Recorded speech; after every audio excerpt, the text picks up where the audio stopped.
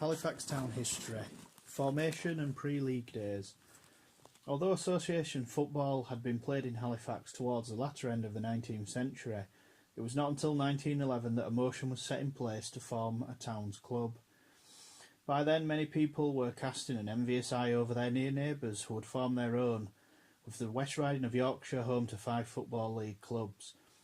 The city of Bradford was lucky in that it had 2, with Bradford City and the Park Avenue outfit formed in 1895, elected members of the Football League in 1903 and 1908 respectively.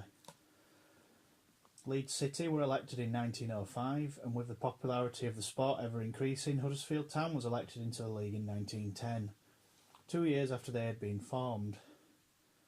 The pioneer behind Halifax Town was a certain Ernest Albert Jones who, using the nom de plume Old Sport, wrote to the Halifax Courier suggesting the formation of the town's club.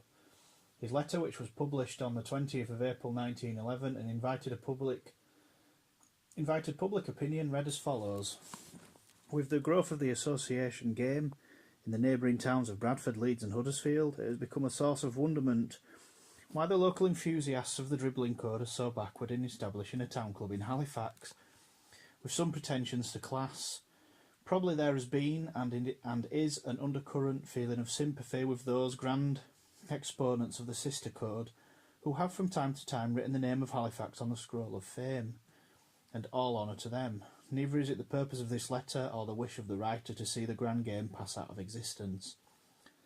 It is simply to state a plain fact, which put briefly is that a large number of people leave Halifax on Saturday afternoons during the season to watch first-class soccer either at Valley Parade or at Park Avenue. There are many that think, and with good show of reason, that an earnest attempt to establish a town club who tends towards keeping those people and their money in Halifax. Is it too much to appeal to some wealthy sportsman to financially back a carefully conceived scheme to establish a good Midland League team? It would not cost a great deal, and the nucleus of a fairly strong side would not be hard to find in Halifax. I therefore beg to suggest, sir, as a preliminary, that the Courier should invite all its readers interested in soccer to send in a postcard stating if they would appreciate and support a town club if formed, the answers to be yes or no, with no name or address, the latter of course not for publication. This course would in all probability give a definite reply to the query, is Halifax right for soccer? Reaction to Jones's invitation referendum was in the main favourable. There were some objections from a faction of rugby supporters, and a week after his original letter, Jones wrote again to the Courier and predicted, if a team was built up on gradually progressive lines with a sound enthusiastic executive behind it, the club would naturally consolidate itself. On Tuesday, the 23rd of May 1911, the concert room of the Saddle Hotel, Rawson Street, was host to a packed public meeting, chaired by Edmund Brannington, in his role as Honourable Treasurer of the Halifax and District Football Association, where many important issues were discussed, such as finance, which league to play in and where to play. Joe McClellan proposed 3 schemes by which the club could be run, and at the close, Ernest Jones proposed that this meeting of townsmen of Halifax heartily approves the establishment of a town's associated football club.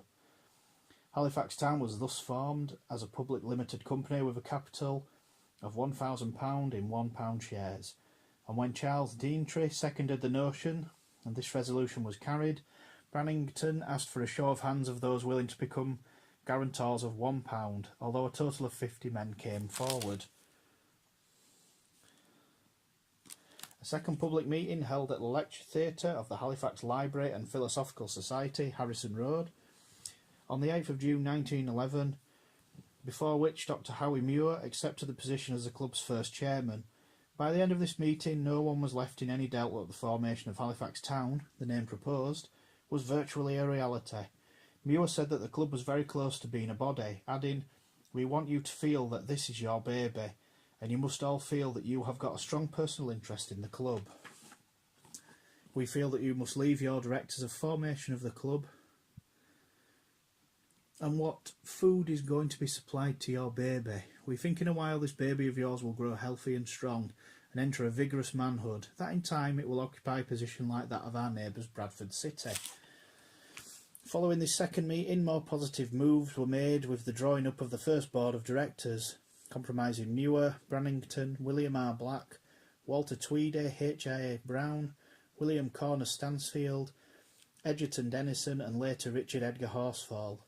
The new club took up the lease of a corporation ground at Sandhall Lane, High Road Well, and on the 19th of June 1911 the Halifax Courier reported that at a meeting held over the weekend, Halifax Town had been accepted into the Yorkshire Combination. Joe McClelland, hereto Secretary of the Halifax and District Football Association, took on the mantle of the club's first secretary-manager, and using his contacts he assembled his first squad. A job perhaps not as hard as it seemed, as many players were literally queuing up to play for the club once an advertisement had been placed in the local press. Some, he said, were men of note in the footballing world. Among those were half-back Charlie Morgan, goalkeeper Horace Finch, who had made 3 appearances for Bradford in their Southern League games, popular local sportsman Joe Chadbourne, Jock Nixon and George Judd Wild, who hailed from Sorby Bridge. Several practice matches were held and the side geared itself up for the first match in the Yorkshire Combination. A tough opener at reigning champions Bradford City Reserves at Valley Parade on the 9th of September 1911. McClelland was forced to draft in Clem Garforth at centre-half for his only town appearance before a career in rugby league beckoned, but having put selection difficulties behind them, the side almost pulled off a shock victory, taking a 2-goal half-time lead, courtesy through Billy Redding's brace, only for the side to run out of steam and lose 6-2.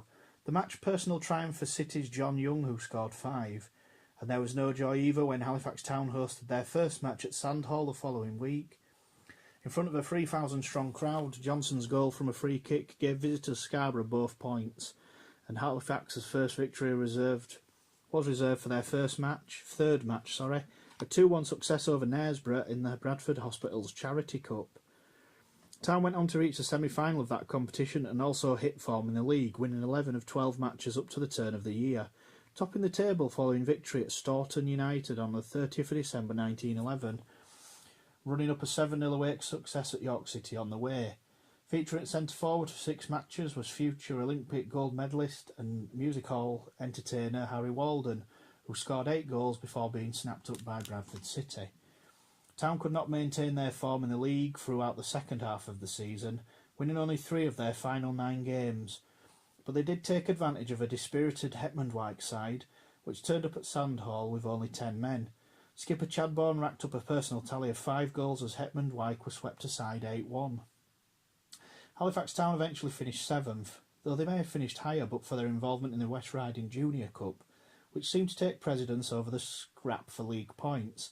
The side went on to reach the final, though it took 7 games, 2 replays were needed to see if the challenge of Knaresborough, alone in round 5, to get there. In readiness for the final, Joe McClelland set out a virtually reserve side for the league match at Westvale Ramblers, for which Town were later fined, but the rest did little good for the players, who came a cropper when they met cup holders Murfield United at the Dewsbury and Savile Ground on the 13th of April 1912. The resilience the players had shown to see off the strong challenge of Barnoldswick United in the semi-final suddenly deserted them, and their feeble efforts enabled Murfield to retain the cup, with the otherwise dependable goalkeeper Charlie Sutcliffe culpable, allowing Moon's soft-range effort in the second half to go straight in after Murfield had a 1-goal advantage at the break. Halifax Town would enjoy even greater cup success during the 1912-13 season, a season which saw them take their place in the stronger Midlands Counties League, having been elected on the 8th of June 1912.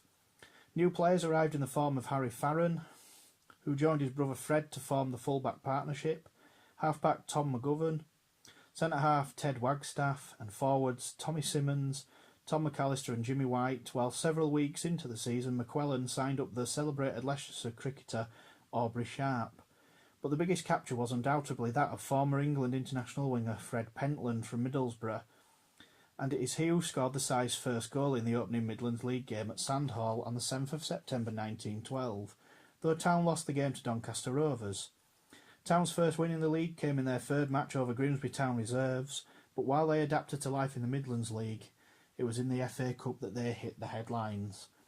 Town began their exploits with a 4-2 win at Horsforth, and their cup run through the qualifying rounds included a victory in a tense affair against Hebden Bridge at Calder Holmes, a replay success over Nelson and Walsall, to set themselves up a first-round home tie with reigning Southern League champions Queen's Park Rangers, but their opponents offered £200 plus half the gate receipts. Town agreed to switch the tie to Rangers Park Royal Ground, and though by doing so they greatly reduced their chances of further progression, a shock result looked on the cards, as firstly Percy Roscoe saw his third-minute corner kick sail straight in. Then on the half-hour, Pentland, a former Rangers player, lobbed the advancing keeper to give Town 2-0 lead. But the home side rallied, levelled the scores before the break through Rivell and Birch, then ran away with the game with further goals from Wyman and Owens to win the tie 4-2. But the memory from the Cup hadn't made Halifax Town a rich club, and on the 3rd of February 1913, Dr Muir launched a shilling fund in the Courier, appealing for £500. In the league, Town experienced mixed fortunes as well as the odd selection difficulty. McQuelland had been forced to play himself, brackets not for the last time, close brackets, for a game at Grisby Town Reserves on the 26th of February, when Tom McAllister missed his train connection, but more permanent replacements were needed when, as a result of the tight financial position, Fred Pentland was sold to Southern League side Stoke City on the 4th of February for a substantial fee. Inevitably, Town struggled without him, and a disappointing run included defeats within the space of 10 days to bottom club Dennerby United, but they wrapped up the campaign in fine style, defeating Rotherham Town 6-1, despite the sending off of Jock Nixon for retaliation, the first Halifax Town player to receive his marching orders. The FA Cup was the main feature of the 1913-14 season too. Once again, the side battled through the early stages of the qualifying rounds before losing at Norwich City's quaint Rosary Street ground in the fourth qualifying round. Though in the first, they had set a club record by defeating local rivals West Vale Ramblers 12-0. The Ramblers had actually surrendered home advantage for the sum of £12 and 10 shillings and lived to regret it. George Whitehead was the game's outstanding player on the left wing, and though he was not a scorer, he was the instigator on many of Town's goals, with 6 being scored in each half. Judd Wild led the way with 4, while Tommy Blackburn also scored a hat-trick. Keeper Bod Sutter might as well have taken the day off, for he never touched the ball directly from any West Vale player. Whitehead had arrived at the club in the close season from Barnoldswick Town, and Sutter was signed from Gould Town as a replacement for York City-bound Sutcliffe, but he became all things and more to Halifax Town over a career spanning 20 years. Other new faces included full-back Tommy Splitt, who had crossed the Pennines from Burnley, Booth Town lad Clem Longbottom, Billy Martin and centre-half Jack Hughes, formerly of Newcastle United. Halifax Town made a promising start to their league programme, but despite their second decent run in the FA Cup, club finances were still a cause for concern. So, once the side had exited the Cup, there followed an exodus of players, with forward Joe Linford, who had been at the club only 2 months, Longbottom, Judd Wild and Jack Hughes all joining Bradford City within a few weeks, leading to the accusations of Halifax Town acting as a nursery for the Valley Parade outfit. Offsetting these departures were the signing of Tom Beavers, Billy McCready, centre-half Joe Wishart, Harry Adams, Tom Hawksby, Frank Cannon, Tommy Birtwistle, and perhaps most pleasingly, Fred Pentland, who returned in December after a disappointing stint at Stoke. Town fell away in the second half of the season, but made up for it by lifting silverware, with the winning of the Bradford Hospitals Charity Cup, having reached the final by disposing of a Southern Hetman-Wyke side in the semi-final replay, thanks to Cannon's early goal and heroics performed by Sutter. But victory came at a price. Pentland was injured early on and was forced to miss the final against Scarborough, which was scheduled just 2 days later. The match was played at York City's Holgate ground, but Town proved too strong and ran out 5-0 winners, with left winger Percy Roscoe the game's outstanding player. He netted a second-half hat-trick, running the length of the field for one of his goals, while another was a cross which sailed straight in, thus adding to the first-half goals by Adams and Cannon. The 1914-15 season kicked off under the shadow of the First World War, and Town, like all clubs, were handicapped once players were signed up with the help to the war effort. But Joe McQuelland put together a side which at one point looked capable of lifting the title.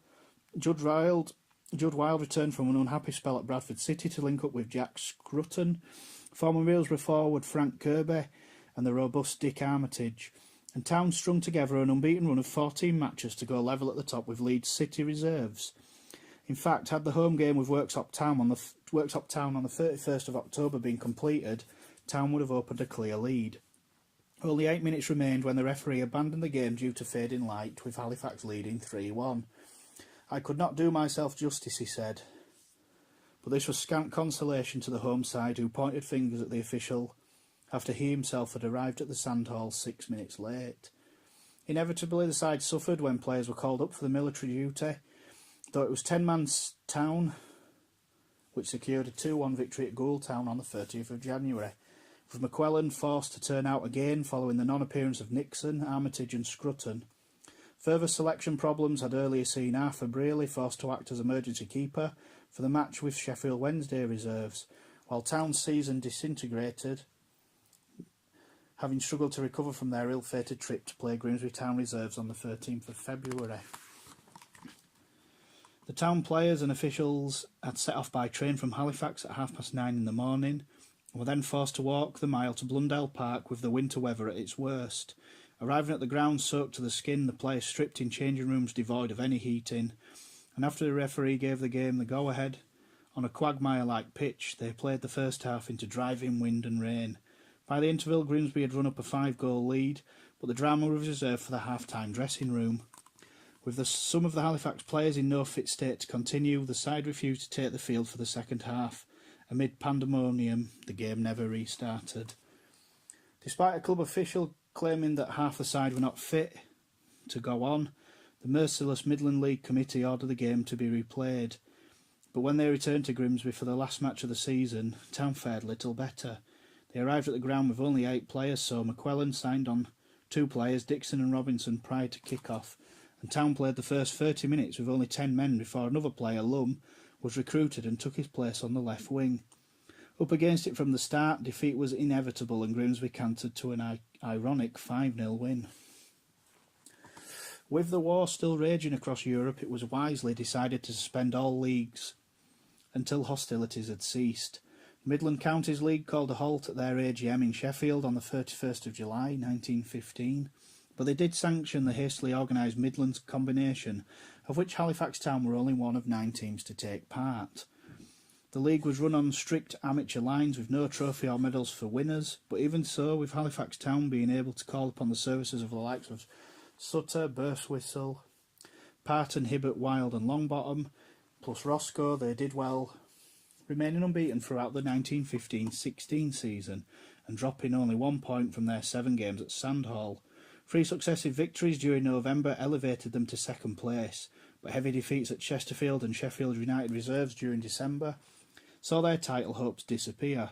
Indeed, it was poor away form which cost them, having failed to win at all on their travels and gaining only 2 points. It was a constant struggle to keep things going at Sandhall, though of course difficulties were not exclusive to Halifax Town. Occasionally some players came straight to the ground having just worked for 26 hours. Twice their home games with Worksop Town was postponed and in the end it was never played, nor was a return with the same team. Numerous friendlies with regimental sides complemented the Midlands combination fixtures, which were concluded with a sorry 7-2 defeat at Doncaster Rovers. And though Town were in favour of playing another season in the Midlands combination, on the 22nd of July 1916, at a meeting in Sheffield, competition was abandoned due to the lack of clubs willing to compete. When Town's application to join the Midlands section of the Football League was not accepted, the decision to close the club down was virtually made for them. At their own AGM on the 18th of August, it was decided that, rather than play games at irregular intervals, activities should be suspended for the forthcoming season. Town thus ceased football at Sandhall, with the last game played there, as things transpired, being a 2-1 defeat of the Royal Engineers on the 26th of March 1916. Halifax Town reformed after the war following a public meeting at the Saddle Hotel on the 5th of June 1919, but not without problems. The most pressing concern was that of finding a new home after neighbouring machine tool makers Asquiths had expanded their premises to help with the war effort and partially built over the Sandal Lane playing area. The club was forced to take up the lease of a ground at Exley that was far from an ideal base as there was no access to it other than by foot, and the ground, situated on what was in essence a cliff top, was greatly exposed. But as Joe McClelland explained, it is a case of leaving the club dormant for another season or playing at Exley. Every effort has been made to get a ground elsewhere. Money was needed to prepare the new ground, and at the close of the meeting, 7 directors pledged to give £10 each towards the £500 needed. Many familiar faces returned, with the line-up for the first game at Mexborough being made up of old players, with the exception of left-back Bill Livingston. Town now discarded of their black and white striped shirts for all royal blue. But though they lost 3-0 at Mexborough, the following week they turned round a half-time deficit against Scunthorpe United to triumph 2-1 in what was their first ever game at Exley. But even with the addition of players such as Ted Lowe and winger Ernie Smith, the side was inconsistent. Nevertheless, McClelland was willing to pitch in local lads such as John Mulroy and Sam Robinson, as well as popular sprint champion John Pagan, though after only 2 games he switched codes and joined Halifax A.F.C. All told, an astonishing 51 players was used that season, but none was not more controversial than that of Alec Turnbull. Having made a scoring debut in a 4-2 defeat at Sheffield United reserves on the 29th of November, but having been found employed at Campbell's Gas Company on Hopworth Lane and crossing a picket line where union members were protesting against the firm employing unskilled ex-servicemen, he was an unpopular selection and he never played again, either through politics or lack of ability. The side was, however, bolstered by the arrivals of half-backs Brook and Slater, and at centre-forward Maurice Wellock, who had been plucked from Bradford City's reserve side. Later, left-back John Scull and centre-half Harold Heath also joined the club and helped Town climb to 8th place. However, the side contrived to lose their first 5 matches and finished with a 6-1 drubbing at the hands of Hull City reserves, an unhappy debut for trialist keeper Baker. It hardly mattered, for by now the club was switching attention to the Football League. On the 15th of May 1919, McClelland Muir had represented the club at a meeting of northern clubs at Sheffield, where they listened to proposals to form a 3rd division comprising clubs from both northern and southern regions. But at their AGM in June, the Football League decided to form a new 3rd division made up entirely of the 22 clubs of the Southern League's 1st division. They agreed, however, to consider the formation of a northern section should there be enough suitable clubs, and would meet in February of the following year with the final decision to be made that time. With Exley wholly unsuitable to host league football, moves were made to find a new ground, and approaches were made to the town clerk with a view to acquiring the Shay estate, which was currently in use as a corporation rubbish tip. A public meeting was held on the 9th of July 1920 in which Dr Muir asked for public money to start the scheme, and with the Halifax Courier launching a fund which realised almost £400, the club took up a lease of the Shay on the 4th of August 1919 at a cost of £10 for the first year, £75 for the second and £100 for the third and subsequent years, and work subsequently began on its conversion into a football ground. In the meantime, the 1920-21 season saw many new players joined Halifax Town, among them Ernie Whiteside, Arthur Rogers, Harry Clark, John Darky Jones, David Anderson, and the free-scoring pair of Tommy Stott and Tom Jenkinson. Town made a flying start, winning their first 2 Midland League games, and moving through the early rounds of the FA Cup at the expense of Rowntree's of the York and District League, Liversedge and Allerton Bywater, before Jenkinson's penalty saw off the challenge of Harrogate, who arrived at Exley in dribs and drabs and forced a delayed kick-off. Making the most of the time available, Dr Muir made an appeal to the crowd for £600 in subscriptions to help with the conversion of the Shay estate into a football ground, and skipper Whiteside laid down the first pound. Town negotiated a tricky tie at Calverley, for whom Ernie Dixon scored his side's 2 goals in a 4-2 defeat, though hopes of progressing to the first round proper were dashed at Castleford Town, and they returned to league action with lots of ground to make up. Jeffrey took over in goal for Bob Sutter and made his debut in a 2-0 home defeat by Rotherham County Reserves on the 30th of October, but this proved to be the last defeat suffered by the side at Exley, as the ground became somewhat of a fortress. The 4-0 win over Barnsley Reserves on the 11th of December heralded the start of an amazing run which saw them win every one of their last 12 league matches there, including the defeat of champions-elect Lincoln City Reserves on the 16th of April. Points, however, were hard to come by away from home, and consequently Town remained no more than a mid-table outfit.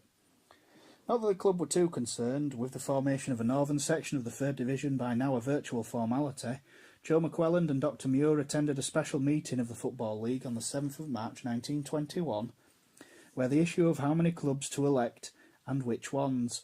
14 were elected en bloc, based purely on their facilities, and while Halifax Town were not among them, with the Shay conversion well underway, they were viewed favourably, and they were elected themselves with 25 votes to become founder members of the 3rd Division Northern Section, Yorkshire's sole representatives.